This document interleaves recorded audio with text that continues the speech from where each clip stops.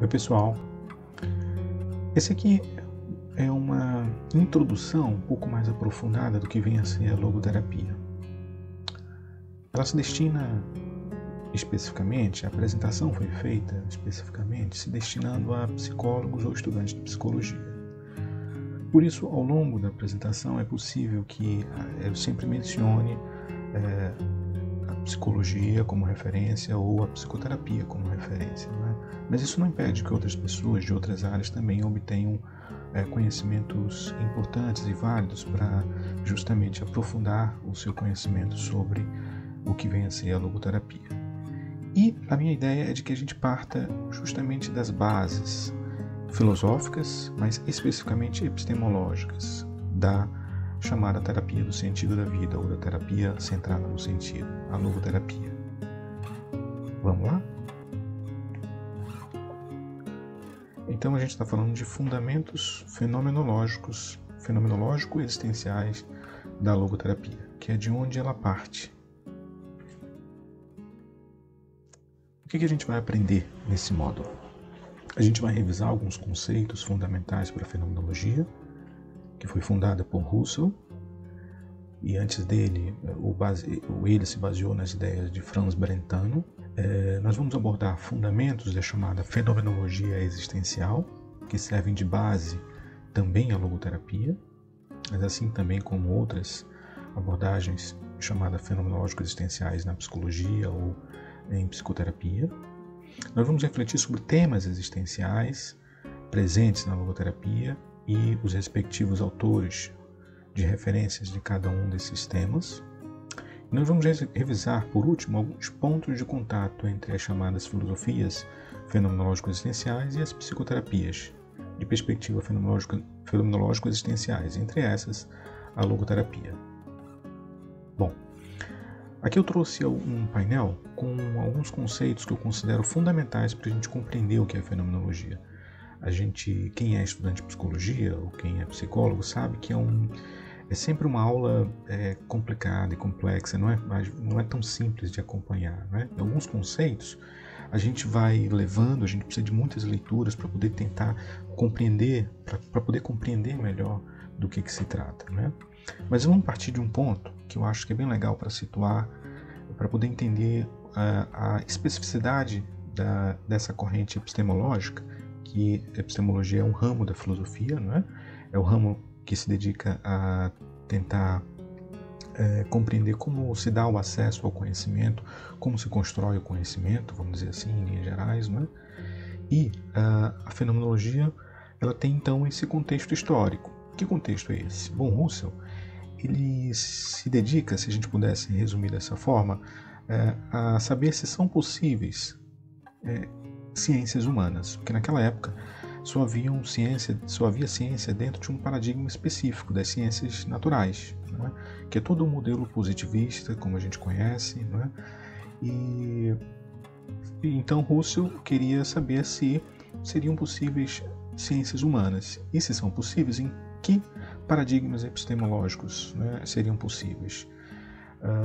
Portanto, ele realiza uma crítica das limitações de um certo idealismo, em que há preponderância do sujeito do conhecimento, né, das ideias, como o próprio termo já sugere, e de outro lado do empirismo, que é o que está na base das ciências naturais, ditas naturais. Então, naquela época, né, do Husserl, havia o início da psicologia experimental, então a psicologia dentro daqueles moldes de trabalhar com laboratórios, com reprodutibilidade de acontecimentos, de eventos, de fatos, né? Então era todo um modelo muito específico de psicologia que mais tarde veio a ser base da psicologia comportamental, né? Mas o Husserl, é bom lembrar, ele é um filósofo e a gente ainda está no campo da filosofia. Eu gosto sempre de fazer essa lembrança e enfatizar isso. Nesse momento a gente está falando de onde surge aquilo que mais tarde a gente vai chamar de fenomenologia existencial, que influencia tantas práticas, tanto de pesquisas em psicologia, quanto práticas psicoterápicas. Mas nesse momento a gente ainda está na filosofia. embora ela atravesse e atinja aquilo que se chama de psicologia. Naquela época, a psicologia ainda era muito ligada à filosofia, ainda que, como eu acabei de dizer, alguns, especialmente Wundt, por exemplo, né, que é da onde surge, vamos dizer assim, o marco inicial da psicologia como ciência, né, então ela se distancia um pouco da filosofia, da especulação, né, do refletir, e passa a ser estudada com o status de ciência, né? Então, a psicologia já estava dentro da filosofia, mas ela ganhou esse status de ciência dentro de um modelo epistemológico, dentro de um paradigma típico das ciências naturais. O Russell queria romper isso.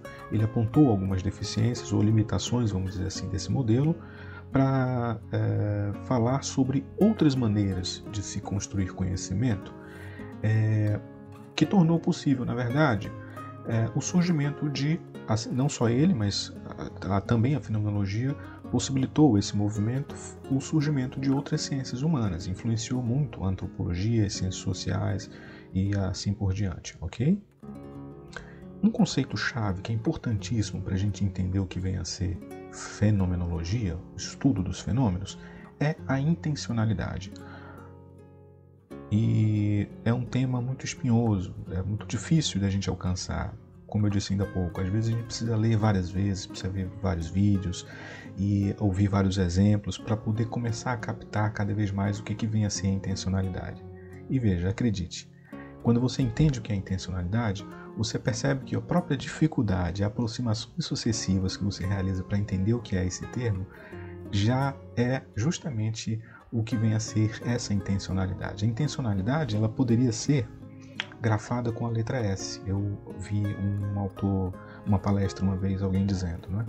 Porque ela pressupõe justamente esse movimento de tensão entre alguém que quer conhecer e a coisa que se dá ao conhecimento. Mas a intencionalidade, ela é uma tensão porque ela também pressupõe uma relação entre uma consciência intencional e um objeto intencionado. Então, o Russell vai dizer que a consciência humana, obviamente, ela é uma consciência de, porque ela sempre se projeta e já está em relação com algo.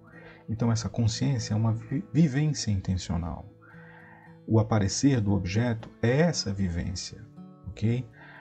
Tocar, uma metáfora, uma imagem que eu uso para ajudar a gente a entender o que é essa relação intencional, né? Essa intencionalidade, essa consciência que se debruça a conhecer um objeto específico, ou um fenômeno, ou um conceito, ou uma ideia, é que toda vez que eu toco alguma coisa, na verdade eu também sou tocado. Então, há uma relação, né? Não há uma separação específica, uma dicotomia entre sujeito, né? A primazia do sujeito e nem do objeto a ser conhecido. Em ambos os polos dessa dicotomia, há possibilidade de construção de conhecimento, mas há uma limitação, segundo Russell. Quando há a primazia do sujeito do conhecimento, há o que a gente pode chamar de idealismo, ou seja, se a gente disser que a verdade está mais próxima ou é construída a partir do ponto de vista da perspectiva unicamente do sujeito do conhecimento, então a gente está no campo da filosofia, então é o que é chamado idealismo. E as ciências, naquele paradigma tradicional, não é? No modelo cartesiano, não é? Ele diz que o conhecimento científico ele se baseia num realismo, ou seja, a primazia do conhecimento se dá no polo do objeto. Para o Russell, não há essa separação. Na verdade, há sempre um sujeito que entra em relação com esse objeto. Então, há dois polos de um movimento. Noético-noemático é um termo muito complicado, né, na fenomenologia russeliana. Mas o que é importante, acho que frisar aqui nesse momento, que vai derivar em várias consequências mais tarde, inclusive na escuta clínica, por exemplo, lá mais tarde, em que a gente precisa entender que não há essa suposta neutralidade para o Frankl, que bebe na fenomenologia, não é, para construir a sua maneira de praticar a sua escuta. Não há essa separação, essa neutralidade entre o sujeito, que seria o da escuta, o terapeuta, e o objeto, que seria uma pessoa, não é? ela tem várias consequências, inclusive éticas, não é? Consequências éticas, como essa de que eu estou diante de uma pessoa e não de uma coisa, de algo. Não é? Mas enfim, vamos voltar aqui para a filosofia e para a fenomenologia. Russell propõe, então, através dessas ideias da intencionalidade, romper essa suposta dicotomia, segundo ele, entre sujeito e objeto, ok? Então, entre um idealismo, em que há primazia do sujeito, e um objetivismo, em que há primazia do objeto. Entre fatos, né, que dizem respeito ao objeto, e ideias, o mundo das ideias, né, que seria, então, estaria do lado do sujeito do conhecimento. Entre intra e extrapsíquico, por exemplo. E várias outras dicotomias que não convém aqui a gente falar, mas que ao longo da exposição talvez a gente toque, ok? Quando a gente fala de que consciência é sempre consciência de, então ela se projeta sobre algo, quando eu quero conhecer algo, um objeto, uma imagem, uma ideia, eu já entro em relação com isso, então eu estou falando de que a minha consciência está sempre impregnada de mundo. Então há uma ênfase, uma valorização do que Russell chama de mundo da vida, ou de círculo-mundo, o mundo ao redor. Não há uma separação clara, como eu disse, intra e extrapsíquico. Não há uma separatibilidade clara e específica entre uma consciência. A consciência está sempre dedicada a se relacionar com os entes, com as coisas ao redor. Portanto, há uma valorização e uma ênfase nesse mundo da vida. Eu trouxe aqui um exemplo, uma imagem. A gente então tem um sujeito do conhecimento, que é o cientista, que é o filósofo, que é a pessoa que quer conhecer algo, e um objeto. Eu estou diante desse objeto. Esse objeto independe do meu olhar para ele existir? Pode até ser que independe. Mas se a gente está falando de conhecer ou compreender, então a gente está falando de que o objeto ele não vai ser compreendido por nada, ele precisa ser compreendido por uma consciência, por um sujeito, né? E esse sujeito, por sua vez, não vai conhecer nada se ele não estiver diante de algo que se mostra a ele. Portanto, não há nem conhecimento construído somente com o sujeito, nem conhecimento construído somente com a primazia do objeto. É preciso haver uma relação.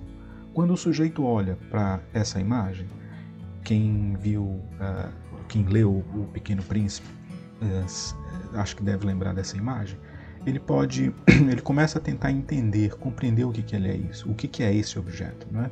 Então, na verdade, ele estabelece uma relação com esse objeto.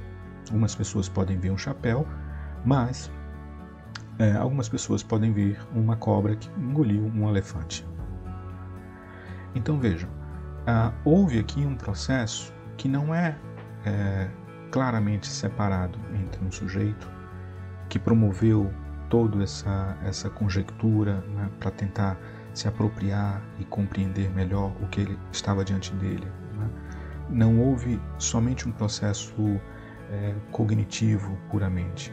Houve um relacionar-se com a dação, né, com esse objeto que se dá a conhecer por parte na relação desse sujeito com o mundo. Então aqui é um exemplo. Espero que tenha ficado um pouco mais simples de tentar entender o que é a diferença entre intencionalidade e todo o paradigma que vinha antes, que é basicamente esse, de que do idealismo ou do objetivismo, né? Então, de um lado idealismo e de um outro um objetivismo. Bom, a consequência então é que a gente se relaciona com as coisas, é que a gente então vai dar uma ênfase ao mundo da vida. Isso é importante frisar porque as ciências estavam, por incrível que pareça, segundo a visão filosófica do Russell, se afastando um pouco desse mundo da vida e começando a teorizar demais, não é? Então, a coisificar demais o conhecimento, as coisas, inclusive os fenômenos humanos. E isso é uma crítica que ele tece, ele é um dos primeiros a tecer essa crítica dos riscos que implica em a gente coisificar demais aquilo que é especificamente humano, né? Por isso que Frankl vai se aproximar muito dessas ideias, aliás, vai partir daí para construir o conhecimento dele. Uma outra ideia, então, consequentemente, é que se a gente fala de objeto é uma coisa, agora se a gente fala de conhecer outras pessoas, a gente já não está mais falando de coisas, a gente está falando de outras pessoas, um ser, outras consciências que são semelhantes à minha, mas que tem também a sua especificidade. Então a gente fala de uma intersubjetividade. A gente sempre está em relação com o mundo e com as coisas, e a gente sempre está em relação com as pessoas, né? Um outro tópico importante que diz respeito da fenomenologia, que fundamenta várias outras coisas, né, que sai, se a gente puxar o novelo, né, a gente vai entender das práticas que a gente tem hoje na psicologia, na psicoterapia, ditas fenomenológicas, ou de bases, ou de perspectiva fenomenológica existencial. Se a gente for puxar o novelo, a gente vai chegar então a essa ideia, que não deixa de ser uma ideia crítica do Russell, que é da necessidade de voltar às coisas mesmas, né? O Russell fala a todo momento. É importante a gente diminuir um pouco as teorizações, né, as dogmatizações, né, porque isso implica em várias consequências, entre elas que se escapa da nossa perspectiva, da nossa compreensão, os fenômenos que são especificamente humanos, por exemplo. Por isso que a fenomenologia é um dos movimentos filosóficos e epistemológicos que conseguiu dar, então, status de validade científica para as chamadas ciências humanas, entre elas, muitas das correntes da psicologia. Outro conceito importantíssimo para a gente entender a fenomenologia é a de Epoquet, a redução fenomenológica, né? Ele diz o seguinte: uma vez que a gente está sempre em relação com as coisas, as pessoas, com as ideias, é preciso a gente ter cuidado, porque se a gente quer conhecer algo, fatalmente a gente vai ser atravessado por ideias pré-concebidas, ou seja, por pré-conceitos, né? A gente pode inclusive ser afetado, e é afetado, pela nossa cultura, a gente é afetado pelas nossas vivências, pelas nossas memórias. Então muitas vezes a gente acha que está enxergando alguma coisa e na verdade a gente está sendo atravessado por várias outras narrativas, ou várias outras percepções, ou pré-compreensões, ou pré-conceitos, ou a palavra certa a priorismos, né, que podem de repente impedir que eu conheça a coisa como ela realmente é. Então voltar às coisas mesmas significa justamente eu fazer o esforço para conhecer a coisa como ela realmente é. E eu faço isso como? Eu faço isso através da Epoquet. A Epoquet é suspender um pouco, é colocar fora do parênteses. Você lembra, né, a equação matemática, quando a gente está resolvendo uma equação, a gente resolve primeiro o que está dentro do parênteses, né? Todo o resto vem depois, né? Porque senão a equação, o resultado sai errado, né? A gente não compreende exatamente o que ela quer dizer, né? Então, para o Russell, a Epoquet é esse movimento, é uma palavra grega, né, que é uma espécie de uma suspensão temporária. Eu suspendo aquilo que eu conheço sobre um assunto, aquilo que eu já ouvi falar, eu suspendo um pouco temporariamente as minhas ideias que eu já tenho sobre aquilo, para poder tentar me aproximar cada vez mais sucessivamente daquela coisa, para conhecê-la de maneira tal como ela realmente é, o mais próximo possível. Esse era o ideal do Russell, do que venha a ser ela realmente, ok? Então a redução fenomenológica na prática é um exercício de já que a gente que a gente sempre olha a partir de um ponto de vista, como diz a frase, todo ponto de vista é só a vista de um ponto. Então eu preciso ter essa noção de que eu tenho uma perspectiva, mas eu posso ter outras perspectivas possíveis. Então eu preciso ter esse rigor, esse cuidado. Se eu estou falando de ciência, então a gente está falando de rigorosidade para construir um conhecimento. Eu preciso ter esse cuidado para não antecipar, para não chegar logo às conclusões. Então é por isso que nas pesquisas em fenomenologia, por exemplo, as pesquisas em psicologia de base ou de perspectiva fenomenológica, elas têm muito cuidado de a gente não antecipar nada, de não criar hipóteses sequer, por exemplo. Apesar de que mais tarde a gente vai ver que a gente sabe que a gente sempre vai ter uma pré-concepção. Então é impossível a gente não estar em algum lugar, quando eu olho para algo, eu já estou num lugar, como eu disse na frase anterior, né? A vista um ponto de vista é sempre a vista de um ponto. Então eu já sei que o que quer que eu me dedique a olhar ou conhecer um fenômeno humano, uma pessoa que está diante de mim, eu tenho que saber que eu estou olhando baseado principalmente nas minhas vivências, nas minhas teorias, naquilo que eu já li, naquilo que eu já vi, nas músicas que eu escutei, enfim. Porém, para eu conhecer a coisa como ela realmente é, eu preciso ter esse cuidado de não antecipar nada, porque muito provavelmente eu vou estar sendo atravessado por a priorismos. Essa noção é fundamental na fenomenologia e, na verdade, em quase todos os métodos científicos, talvez com outros termos, outras terminologias, a gente precisa fazer a mesma coisa, ter cuidado, para não dizer que uma coisa é porque ela é e ponto final. Ou, como diz o Russell, para a gente não ser vítima, né, da familiaridade com as coisas. Né? A gente conhece uma coisa, a coisa sempre foi assim, que a gente nem se questiona mais por que é assim. Né? Então a gente simplesmente diz que é porque é e pronto. Então Russell diz que isso não é um pensamento com rigor científico, né? Que tenta almeja alcançar uma verdade. Né? O exercício fundamental na construção de um conhecimento que se diz fenomenológico é o da redução fenomenológica, né? Da epoquê. A epoquê é o movimento de suspensão e a redução fenomenológica é a gente tentar chegar até a última forma, as últimas caracterizações possíveis daquele determinado objeto que eu quero conhecer, sem os quais restaria incompleto o conhecimento sobre isso. Vou dar um exemplo. Uma cadeira. O que é uma cadeira?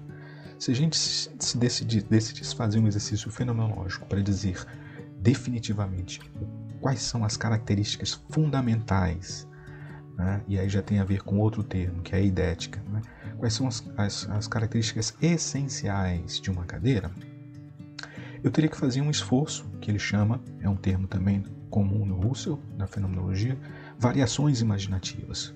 Ou seja, eu iria tentar fazer as minhas elucubrações, né, as minhas tentativas de aproximações, né, de pensamentos, eu ia resgatar na memória, ia trazer imagens, ia em busca de comparações e associações, enfim, variações imaginativas, até eu atingir aquilo que seriam as características fundamentais, as essências, as especificidades de um determinado objeto que eu quero conhecer. Se eu estou falando de um fenômeno humano, então eu estou falando de elucidação de vivências. Quais são as especificidades dessas vivências, não é?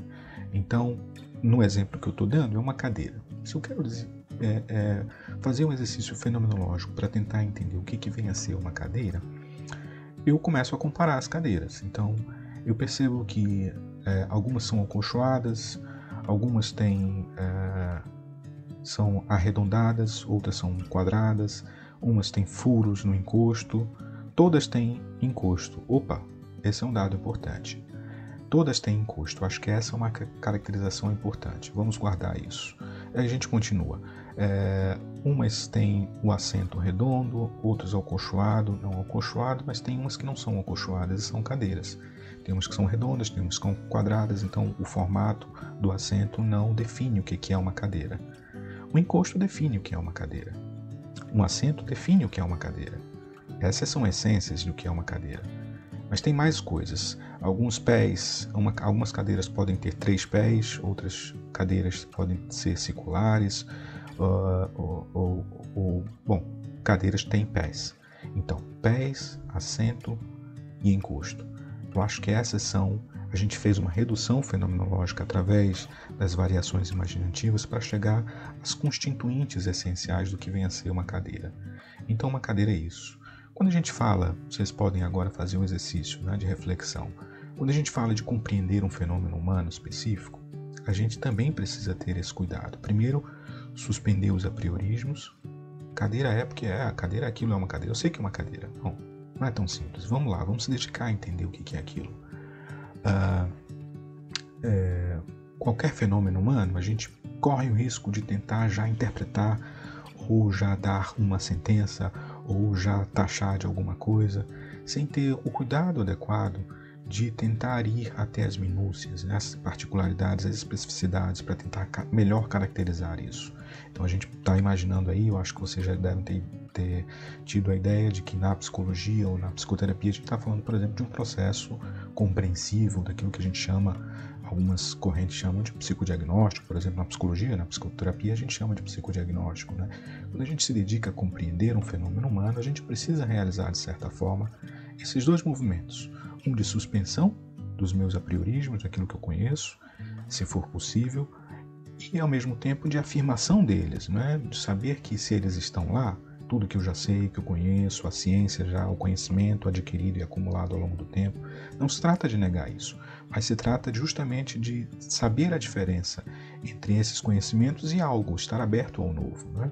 Então, estar aberto ao novo significa tentar esse esforço contínuo, embora não seja, como a gente vai ver mais tarde, possível de realizar ele de maneira exata e completa, essa redução, mas é preciso que eu faça esse esforço de me apropriar do que é meu e do que é daquilo, da pessoa ou da coisa que eu quero conhecer, ok? Depois, uma outra característica específica da fenomenologia, que tem a ver com todo esse movimento de cuidado com as coisas que já estão postas e dadas, não é que Russell fala que há uma diferença entre descrever algo e explicar algo. Então, descrever, eu descrevo algo que é da ordem do pré-reflexivo, das minhas vivências mais íntimas, não é? E aí quando a gente fala de escuta clínica, na psicologia ou dos fenômenos humanos, a gente vê que essa é uma diferença muito importante, até mesmo em pesquisa em psicologia, de perspectiva fenomenológica, não é? Porque para a fenomenologia é importante ir para aquele ambiente que vem antes de tudo a conceitualização, de todas as ideias, os encaixes que eu faço posteriormente, ou seja, as explicações. É preciso, então, eu me dedicar àquilo que na fenomenologia se chama de pré-reflexivo. Então, há uma ênfase nesse pré-reflexivo. E há uma desvalorização, ou se valoriza muito menos aquilo que se faz posteriormente, não é? A explicação. Por quê? Porque na explicação já entram todos os preconceitos, os apriorismos, a influência dos dogmas, enfim, da cultura, todos os atravessamentos que passam as narrativas, que contam ou que tentam compreender determinado fenômeno humano.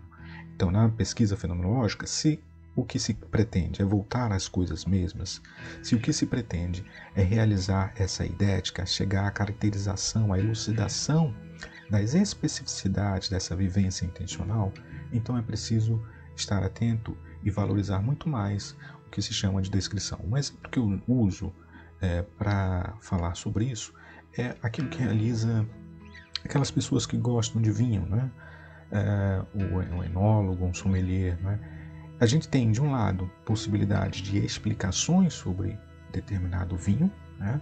O sujeito prova uma taça de vinho e consegue dizer qual é o tipo de uva, o nível de acidez, a gente pode até quantificar numa escala específica, ou qualquer escala, o nível de acidez, de tanino, não é? Que é aquela astringência ou o amargor, enfim. A coloração do vinho, a gente consegue, não é, explicar a safra, a vinícola, a gente tem essas ideias. Bom, essa é uma possibilidade. Agora, qual é a experiência fenomenológica? Que, na verdade, já existe mesmo em quem faz essas explicações, em quem realiza essas explicações. São aquelas características específicas que quase a gente não consegue nomear. Aquilo é pré-reflexivo, né?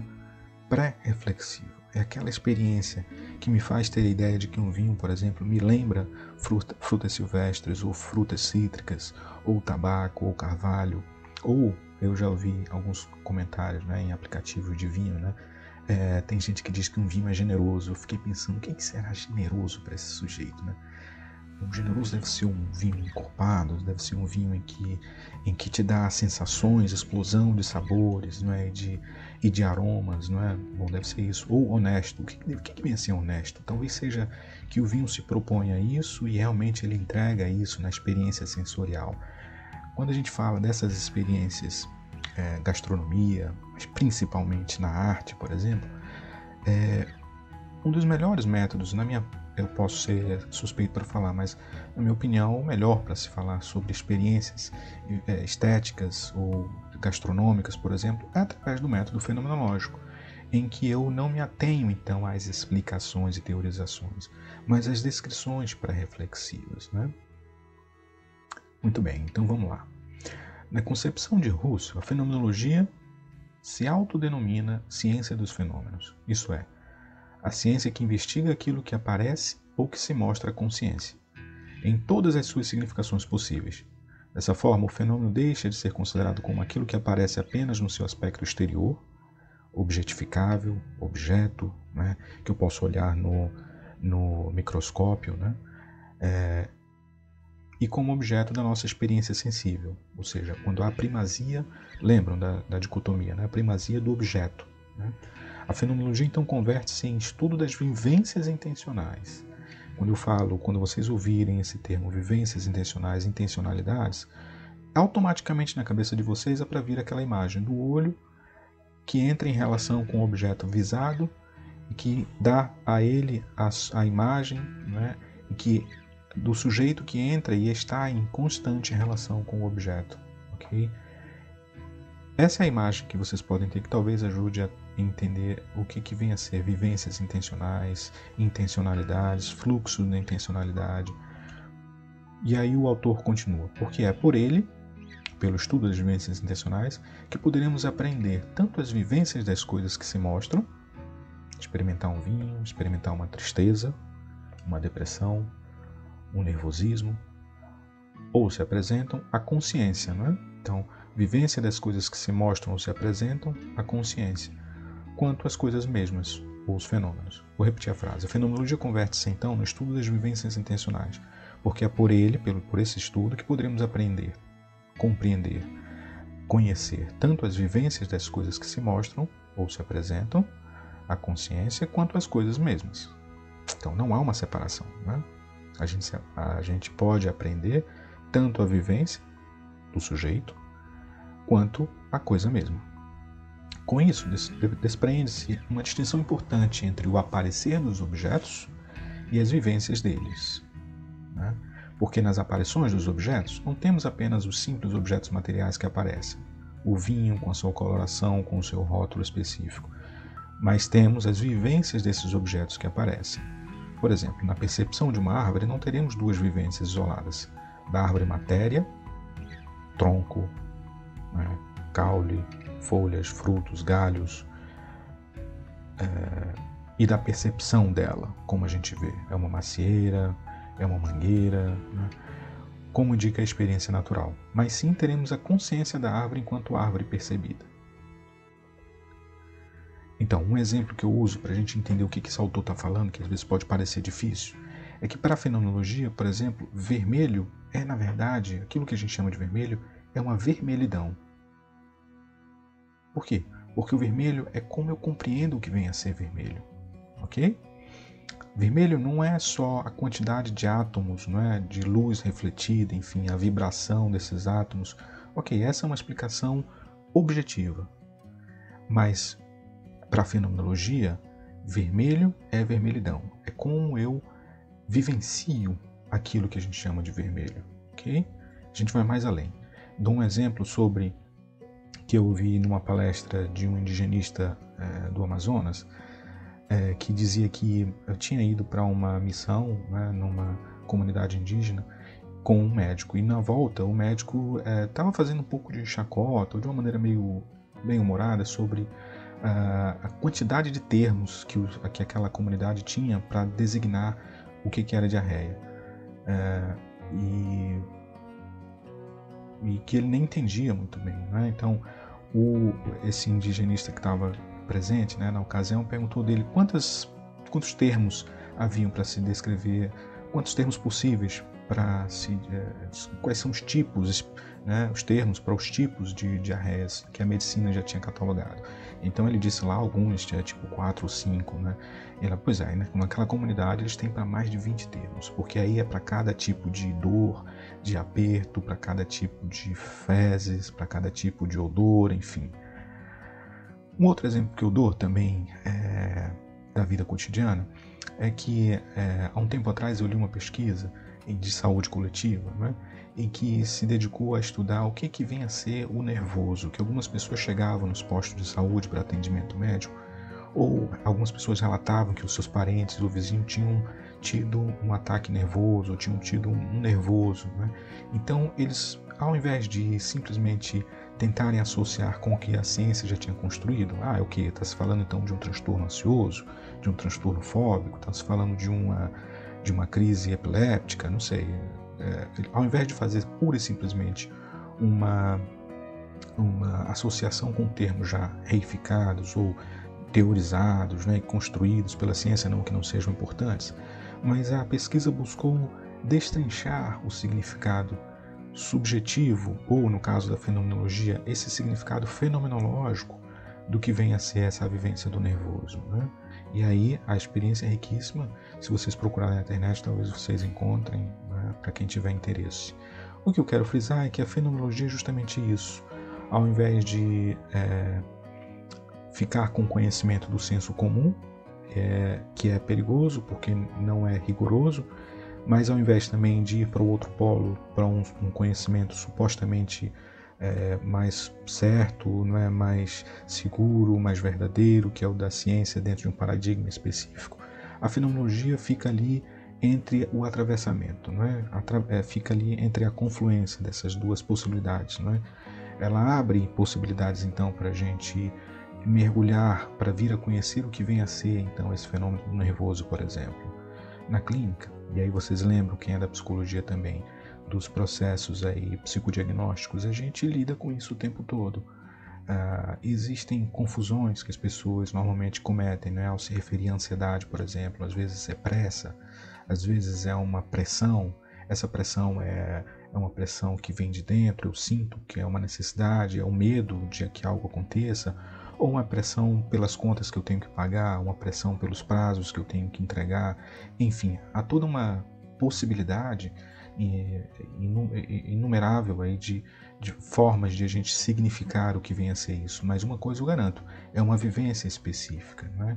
Então, portanto, não há que se falar em objetificar esse tipo de conhecimento, ou não há também por que se dizer que esse tipo de construção de conhecimento científico, a partir da fenomenologia, numa ciência humana, não há como a gente afirmar que não há mais, depois da fenomenologia, como a gente afirmar que esse conhecimento não é válido, ok? E não é rigoroso, e não tenta aprofundar e trazer a elucidação das especificidades de uma determinada vivência ou fenômeno. Muito bem. Para trazer um pouquinho aqui para a nossa praia da logoterapia, eu lembro aqui de um conceito de Frankl sobre o que é desespero. Desespero é um sofrimento sem sentido. Então, se eu tenho uma angústia de qualquer espécie e não consigo nomeá-la sequer, e não consigo dizer o que ela é, de onde ela vem, e principalmente para a logoterapia, o que eu faço com ela, então aí se instaura aquilo que a gente chama de desespero existencial, porque eu preciso dar um significado, eu preciso dar um encaminhamento para esse meu sofrimento. Esse é o primeiro passo para que eu possa então transcendê-lo, né? E esse é o esforço que só o ser humano é capaz de fazer, né? Essa é uma das características especificamente humanas, como a gente vai ver mais lá na frente. Eu só gostaria de dizer que por trás desse conceito do Frankl, D é igual a S menos S, ou seja, desespero é igual a um sofrimento sem sentido, que talvez você já tenha lido ou visto em algum lugar, em algum vídeo. Por trás disso há então essa concepção que é puramente fenomenológica, ok? Como diz Carl Roger, ninguém melhor para entender suas vivências que o próprio vivente, né? Então vejam Carl Roger, que é do chamado, uma abordagem chamada humanista, né? Do humanismo, na psicoterapia, nas ciências psi. Então ele vem dizer que, ele é da fenomenologia, ele vem dizer que a terapia centrada na pessoa, a TCP, que é o que é fundada pelo Carl Roger, ela também bebe muito na fenomenologia justamente por isso, né? Então há muito mais uma valorização do que o outro me traz, né? Então eu preciso calar um pouco. Ao invés de teorizar, de já trazer respostas prontas, eu preciso respeitar o que o outro fala. Veja lá todas as consequências que isso traz para a prática psicoterápica mais lá na frente, né? Mas vamos voltar para a fenomenologia. Uma ideia que tem a ver com essa questão da intencionalidade, né? De como não é a coisa em si, não é simplesmente um copo, né? Não sei se alguém já viu essa metáfora, essa ideia, mas é o que ele significa. Então a gente tem aqui um copo que ele está o quê? Está meio cheio ou está meio vazio? Então algumas pessoas, sobretudo aquela galera que trabalha as questões motivacionais, né? De coaching, enfim, de palestras, enfim, e mesmo na psicologia, a gente usa essa metáfora, né, para expressar justamente isso. Aqueles que se sentem preenchidos ou abundantes, ainda que carentes, ainda que necessitando de algo, mas se sentem satisfeitos e gratos, eles vão ver um copo meio cheio, né, se diz. Ou aqueles que, para quem sempre falta alguma coisa, que sempre estão descontentes e nunca estão felizes, não é? A grama do vizinho é sempre mais bonita, não é? Esses vão enxergar um copo meio vazio, né? Então, não é a coisa em si, mas é como eu me relaciono com essa coisa, percebe? As consequências que isso pode ter no âmbito, então, dos fenômenos humanos, dos processos humanos, do cotidiano, das relações pessoais, então, né? Bom, e aí uma imagenzinha só para a gente dar uma pausa para rir um pouco, né? Um otimista vê um copo cheio, o pessimista vê um copo vazio e o realista quer saber quem vai lavar esse copo, afinal de contas. Ou, um pouco mais pesado aqui, um diz que acha que é meio cheio, o outro que é meio vazio, e vai que tem alguém que vê que na verdade é mijo, né? Muito bem, mas voltando para os conceitos fundamentais da fenomenologia, o nosso autor, Tomi Akira Goto, ele vai dizer que a fenomenologia lança-se como ciência das essências, diferentemente das ciências dos fatos, okay? Pois tem a intenção de ultrapassar os fatos, aquilo que a gente chama de positivismo, e os aspectos naturais, aquilo que a gente chama de naturalismo, com o intuito de chegar às coisas mesmas, aos significados mesmos constituídos na subjetividade, no fluxo intencional, como a gente já falou, né? O racionalismo afirmava o sujeito, mas anulava a experiência. O empirismo, por sua vez, afirmava a experiência, mas anulava o sujeito. O positivismo afirmava a objetividade, a comprovação empírica, mas anulava a subjetividade. Essas polaridades expressam uma racionalidade que anula o mundo vivido e com isso distancia a ciência e a filosofia do homem, já que este não é só subjetividade nem só objetividade. O homem, para a fenomenologia, é uma totalidade que reúne tanto a dimensão subjetiva quanto objetiva, pois está inserido no mundo e é também por este determinado. Então, vejam, começam a ter consequências aqui de compreensão sobre o que é o ser humano, não é verdade? Então, a coisa não é puramente só, não se restringe só, então, essa é a minha ideia quando eu vou avançando nesse assunto. Não se restringe mais somente ao campo puramente da epistemologia, de quem quer conhecer algo, para saber se é válido ou não essa forma de construir o conhecimento. A gente vai percebendo que as consequências de adotar um modelo de conhecer, de construir conhecimento puramente subjetivo ou outro puramente objetivo, eles provocam consequências. E aí vamos lá, que consequências são essas? Consequências inclusive éticas. A razão, a racionalidade, ao tratar os homens como coisas, como objetos, né? Então a gente pensa aí na psicologia, quando a gente trata as pessoas como rótulos, né? Quando a gente objetifica a relação e o sofrimento das pessoas, a gente perde de vista vários outros fenômenos humanos constituintes dessa humanidade e que, por sua vez, tendem a provocar, a criar certas situações complicadas do ponto de vista ético. Vamos lá. A razão ao tratar homens como coisas e não como pessoas livres, a ciência como instrumento meramente técnico, utilitário e funcional, a reflexão desvinculada do mundo, da vida, a razão em oposição aos sentimentos e emoções. Então ele vai listando todas as características desses modelos ou subjetivos, né, ou objetivos, né, dicotômicos, portanto, ele vai listando aí várias consequências, né? A cientificidade em oposição à criticidade gera totalitarismos, quando há uma derrocada do humanismo e da virtude crítica. Desencadeia-se uma força implacável de ordem e homogeneização. Essa instrumentalização da razão, vamos encontrá-la em Russell, que provavelmente tenha sido o precursor dessa crítica. Então, o que o autor está falando aqui? Ele está dizendo que quando a gente se atém somente aos aspectos objetificantes ou objetivos, né, a gente trata então um fenômeno humano e, consequentemente, a pessoa humana como coisa e não como objeto. Como quando a gente, inadvertidamente, dentro de um paradigma como esse, a gente tende a ouvir não pessoas, mas coisas, né? E a se preocupar mais com catalogar, com obter os registros, os dados, os sintomas, para encaixar dentro de teorias ou de diagnósticos prévios, né?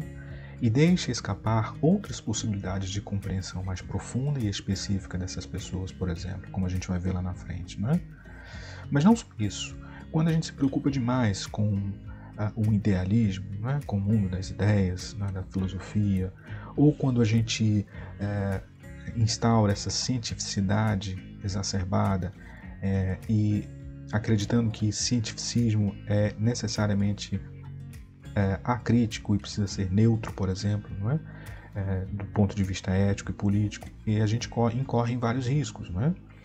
A gente então tem uma derrocada, segundo o autor, do humanismo e da virtude crítica, fundamentais para a gente mudar a nossa realidade, para a gente avançar em termos de conhecimento, avançar como cultura, como sociedade, enfim. Essa ordem, a ordem de um modelo então anterior ou diferente da fenomenologia, segundo o autor, é uma ordem da homogeneização, né? Essa instrumentalização da razão para fins específicos, né? Nós vamos encontrá-la então, essa crítica, né? Nós vamos encontrá-la no Husserl, né? Então ele instaura também essa crítica. Tem um livro dele, um dos mais importantes, que se chama justamente Crise, né? Em que ele promove então essa crítica sobre as tendências desumanizantes, se a gente pode chamar assim, da ciência de então, ok? Então, um exemplo disso, uma consequência na prática psicológica ou em psicoterapia, é que a gente pode ter uma compreensão da depressão como sendo endógena. Então a gente tem lá a questão dos desequilíbrios entre neurotransmissores, serotonina, e aí a gente vai ter o meio de influenciar essa relação para resolver ou para curar as pessoas dessa depressão, supostamente. Mas a gente também pode ter uma compreensão sobre não a depressão em si, objeto, mas de um deprimir, como é essa vivência. Alguém deprime. Então, a gente está falando então de, além da questão endógena, se a gente pode chamar assim, fisiológica, química, também incluir esse exógeno, ambiental, social. E na logoterapia, qual o sentido disso para a vida daquela pessoa que passa por isso, que deprime. A gente também tem um outro exemplo específico dessa crítica que inicia em Husserl, mas que todas as correntes mais tarde, posteriormente, vão desenvolver, vai chegar até o que a gente chama hoje dessa crítica chamada de psicopatologização da vida cotidiana, em que para todo sofrimento, há um transtorno a ser catalogado, e há uma terapêutica específica, e há um remédio específico. Então, processos que são necessários na nossa vida, até mesmo o sofrimento a gente sabe que faz parte da vida e muitas vezes ensina, mas a gente tende a sempre tratar isso em termos de normal e anormal, de saúde e doença, enfim. Um outro exemplo que eu trago aqui do risco dessa cientificidade, desse utilitarismo usado pela ciência na construção do seu conhecimento, como verdade absoluta, é de que a gente tende, por exemplo, nesse processo, por exemplo, de psicopatologização da vida cotidiana, a fazer aquilo que o Zygmunt Bauman chama de culpabilização individual. A gente busca soluções biográficas para problemas que são sistêmicos.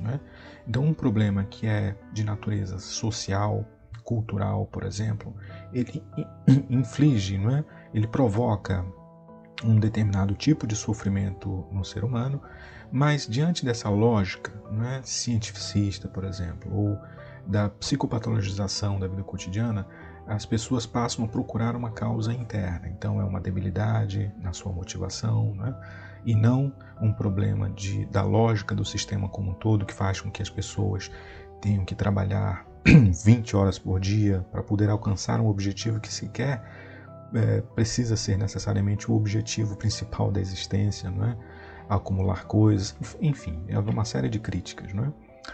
E a gente pode citar também uma coisa que Viktor Frankl deixa clara no livro base dele, leiam, por favor, Em Busca de Sentido, um psicólogo no campo de concentração, que é quando ele fala no finalzinho do livro sobre do que é capaz uma ciência despida não é, dessa humanidade, não é? Então ele cita um médico famoso que hoje a gente sabe, ele põe lá só a grafia J, mas hoje a gente sabe que ele estava se referindo a Joseph Mengele, né? O Mengele, e que fez experiências absurdas, né?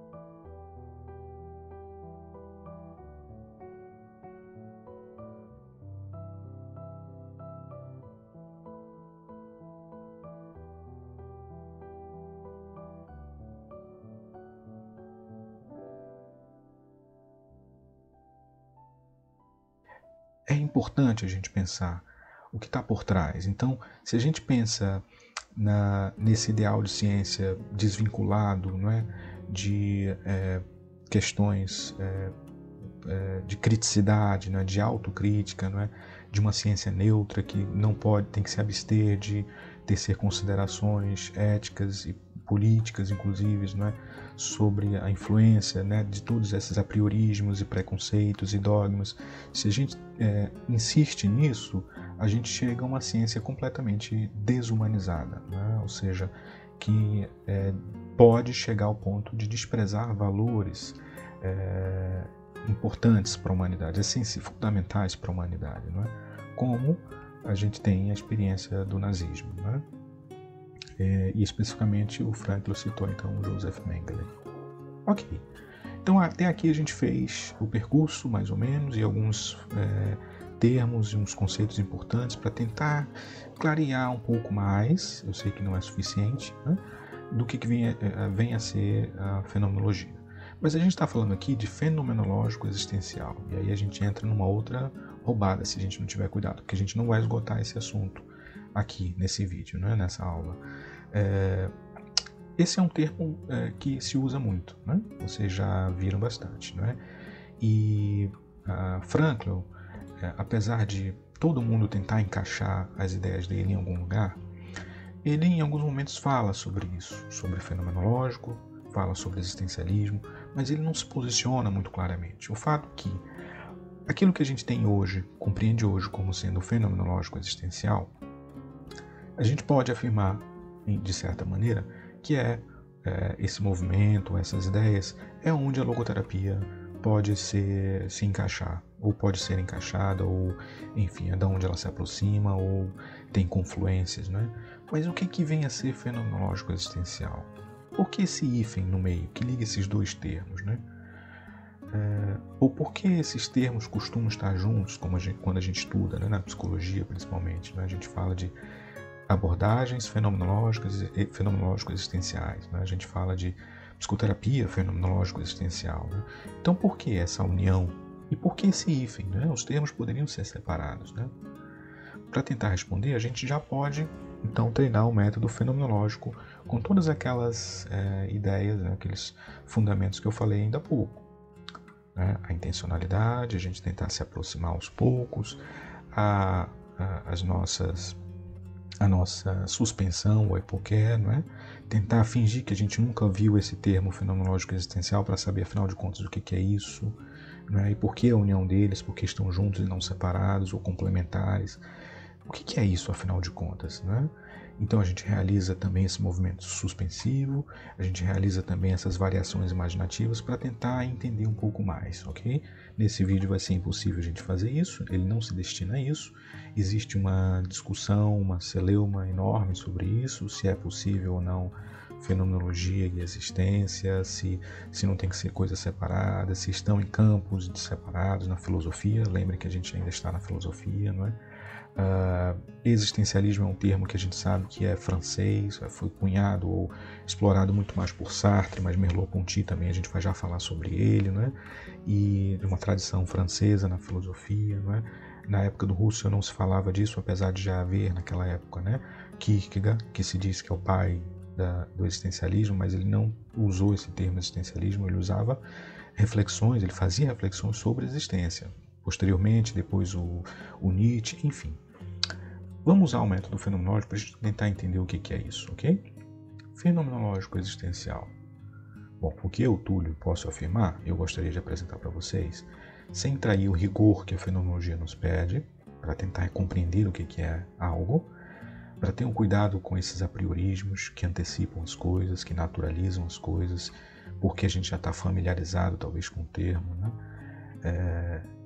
O que a gente pode afirmar é que o hífen, ele pode indicar ou caracterizar, primeiro, que se trata de algo que é mais do que uma complementação. Então não se trata de fenomenológico complementar algo existencial ou existencialismo. Não significa também que o existencialismo complementa a fenomenologia. Ok? Isso eu posso afirmar. Se trata mais que uma complementação e mais que uma mera intersecção. Por quê? Porque não é só uma justaposição, não é? E não é só um atravessamento entre o que ambos os termos querem dizer, não é? O que significam individualmente, porque senão teria um I aí, não é? Fenomenológico e existencial. Ao mesmo tempo, eu posso talvez afirmar que se trata menos que uma fusão e um engessamento entre as duas coisas. Então, não significa algo, uma união necessariamente que indique que as duas coisas são a mesma coisa, por exemplo, não é? Ou que uma não possa haver sem a outra, não é? Entre os dois termos, né? Eles são distintos, eles permanecem distintos, porém eles estão imbricados. Então aí tem uma coisa que eu posso afirmar, esse hífenzinho significa que fenomenológico, a fenomenologia está imbricada com a existência. De fato, lá em Russell a gente vê ele falando de mundo da vida, a gente vê ele falando de intersubjetividade, não é? Então, de que a consciência ela já está em relação constante, ela é consciência de, então ela já está em relação constante com as coisas à sua volta e com as pessoas à sua volta, então, consequentemente, com a existência, né? Mas eles são separáveis, os teus termos e o que eles significam. Eles não são a mesma coisa, senão haveria uma palavra só, que poderia ser fenomenológico existencial tudo junto, ou poderia ser um outro termo específico que designasse as duas ideias juntas. Não, eles são dois termos, né? A gente pode indicar, esse hífen pode indicar ainda ou caracterizar que se trata de algo específico, quando essas duas palavrinhas estão juntas.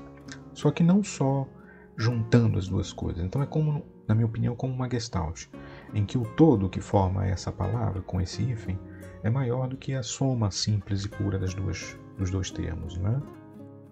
Talvez, com a junção dos termos, já não estaremos falando somente de epistemologia, fenomenologia, mas uma articulação ou uma lente para compreender algo, que é o existencial, o existir, que por sua vez é o que a consciência, o fluxo intencional faz o tempo todo, como a gente já viu, né?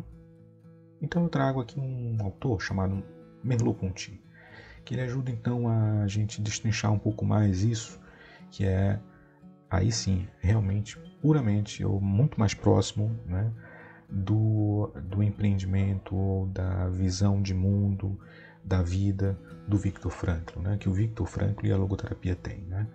O Merleau-Ponty vai dizer o seguinte, no livro dele, que eu acho importantíssimo, né, para a gente discutir isso, que é a Fenomenologia da Percepção. O Merleau-Ponty diz, logo no início do livro, o que é a fenomenologia? A fenomenologia é o estudo das essências. A essência da percepção, da consciência, por exemplo. Lembre-se que a gente está na filosofia, mas a fenomenologia é também uma filosofia, que repõe as essências na existência. Mas a fenomenologia é também uma filosofia, que repõe as essências na existência. E não pensa que se possa compreender o homem e o mundo de outra maneira senão a partir de sua facticidade. Porque aqui o que ele está nas entrelinhas, ele colocando uma ideia que se faz um pouco de Russell, de que ele, embora tenha tentado superar a dicotomia sujeito e objeto, idealismo e objetivismo, vamos dizer assim, ele ainda tenha permanecido no primado, segundo algumas dessas críticas, né, na primazia do sujeito, né? porque ele queria chegar às essências últimas. A filosofia chama de apodíticas, ou seja, podem ter lido esse termo em algum lugar. Não se preocupem, isso é filosofia. Para quem quiser aprofundar esse conhecimento, isso é muito importante, né, para fundamentar qualquer prática humana, principalmente por uma questão ética de responsabilidade pelo nosso fazer enquanto profissionais das relações humanas, enquanto psicólogos. Tudo bem, mas não se preocupem muito com as especificidades ou com essa linguagem rebuscada. É isso que assusta um pouco, né, a galera na psicologia. Assusta um pouco e tende a afastar a gente ou simplesmente as pessoas tendem a taxar, né, quem é da fenomenologia existencial como sendo filósofo no lugar errado, né, ou então filosofa demais. Né? Não é verdade. Vocês estão vendo como a gente está tratando aqui de coisas cotidianas, justamente o contrário. É a gente ter criticidade, é a gente ter o nível certo de racionalidade, mas o nível certo também de subjetividade, né? Enfim. O que o Merleau-Ponty está falando aqui? Ele está dizendo que compreender o homem e o mundo, para se compreender o homem e o mundo, é preciso partir da sua facticidade. Então, as essências, é preciso, então, ir até as essências, e essas estão na existência. Então, não há como descolar uma coisa da outra. Então, a gente entende como está unido, né? Como há essa fusão, ou melhor, como há essa união, fenomenologia existencial. Né? Não sei se é bem uma fusão. Essa é uma discussão muito longa e não é o objetivo desse vídeo. Mas ele vai dizer ainda, é uma filosofia que coloca em suspenso, lembra da suspeição? Né? Da Epoquet. As afirmações da atitude natural, aquela do senso comum, ou aquela que é enviesada pelos preconceitos, pelos dogmas científicos, morais, religiosos, mas é também uma filosofia para a qual o mundo já está sempre ali, antes da reflexão. O mundo sempre já está lá. Né? Aliás, o filósofo também francês, né, Sartre, vai dizer que a existência precede a essência, né? Ou seja, a nomeação, a explicação, ela sempre vem depois. O que vem antes é sempre a existência, a facticidade, o fato de que a gente está aqui no mundo e com os outros. Né? A gente está aí no mundo e com os outros, como vai dizer o Heidegger. Né? Então, o mundo já está sempre ali, antes da reflexão, como uma presença inalienável. Olha lá, presença inalienável. Não há separação, eu-mundo. E cujo esforço todo consiste em reencontrar esse contato ingênuo com o mundo. É uma tentativa de descrição direta da nossa experiência, tal como ela é, sem nenhuma deferência à sua gênese psicológica, explicações causais, que o cientista, o historiador, o sociólogo dela também possam fornecer. Ele vai dizer mais, que o verdadeiro cogito, lembra do cogito de Descartes, né? Penso, logo existo. Então, eu existo porque eu penso, né? Então, pensar, ou seja, a essência, ela pressupõe, ela antecede a existência, vamos dizer assim, em linhas gerais, de maneira grosseira. Mas o Merleau-Ponty vai dizer que não, o verdadeiro cogito não define a existência do sujeito pelo pensamento de existir que ele tem. Reconhece ao contrário o cogito. O cogito, o fato de pensar, ou seja, de abrir meu olhar, lembra minha consciência, se relacionar com as coisas ao meu redor e as pessoas ao meu redor, esse cogito reconhece o meu próprio pensamento como um fato inalienável e elimina qualquer espécie de idealismo, revelando-me como um ser no mundo. Então, se eu me dedico a olhar ao redor, a pensar sobre eu, sobre a vida, quem sou eu, né, eu já estou em relação com o mundo. É isso que o Merleau-Ponty está dizendo. E porque somos do começo ao fim em relação ao mundo, que a única maneira para nós de apercebermos disso é suspender esse movimento. Porque recusar-lhe a nossa cumplicidade. Não porque se renuncia às certezas do senso comum, da atitude natural, mas porque justamente enquanto pressupostos de todo pensamento, eles são evidentes. É porque é e pronto. Passam despercebidas. E porque, para despertá-las e fazê-las aparecer, precisamos abster-nos dela por um instante. Então é aquela atitude de Epoquet, típica do fenomenólogo, do psicólogo fenomenólogo, é, por exemplo, uma atitude de sempre de eu tenho certeza, mas eu posso me abrir para uma dúvida. Eu sempre tenho dúvida. Eu preciso ter dúvida. Eu preciso sempre, talvez não ter sempre certeza de resposta, mas fomentar muito mais a dúvida, os questionamentos. Será que eu estou fazendo a pergunta certa? Antes de saber se eu tenho uma certeza Se essa é uma verdade, será que eu fiz a pergunta certa? Será que essa verdade responde a pergunta certa? Enfim, eu preciso me abster um pouco mais das certezas para poder me apropriar, conhecer, compreender muito mais, não é? Ele continua: todo mal entendido de Russell, com seus intérpretes, com os dissidentes existenciais, né? Porque havia uma discussão de que existencialistas, embora tivessem saído da fenomenologia, né? Heidegger e posteriormente os franceses Sartre, Merleau-Ponty, o Paul Ricoeur, né?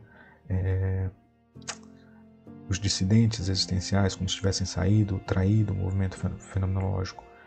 E finalmente, consigo mesmo, porque há quem faça crítica de que Russell ainda permanece sendo idealista, né? Essa aí é uma parada, uma discussão da filosofia. Não se liguem muito nisso não, mas quem não quiser aprofundar, obviamente. Bom, ele diz que todo mal entendido provém do fato de que justamente para ver o mundo e aprendê-lo como paradoxo, como algo novo, e não já dado, como eu já conheci, já é certo, acabou, para isso eu preciso romper. É preciso romper com a nossa familiaridade com ele. E porque essa ruptura só pode nos ensinar o seguinte: que se é preciso haver uma ruptura com o mundo, é porque a gente sempre está conectado com o mundo. Então ele fala de um brotamento imotivado no mundo. A nossa consciência, ela brota no mundo, ela brota com as outras pessoas. A minha consciência não só está em relação com os outros, mas ela está com os outros, né? O maior ensinamento da redução é a impossibilidade de uma redução completa.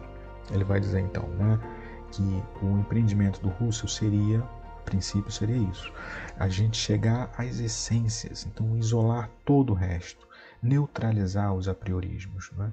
Porém, como a gente está, o que o Merleau-Ponty está dizendo é que como a gente está atolado, a nossa consciência já nasce atolada no mundo e na relação com os outros, uma redução completa é impossível. O que eu posso fazer é apenas saber que essas preconcepções, os apriorismos, as minhas ideias, minhas experiências, minhas memórias, elas vão entrar e vão influenciar o meu olhar, não é?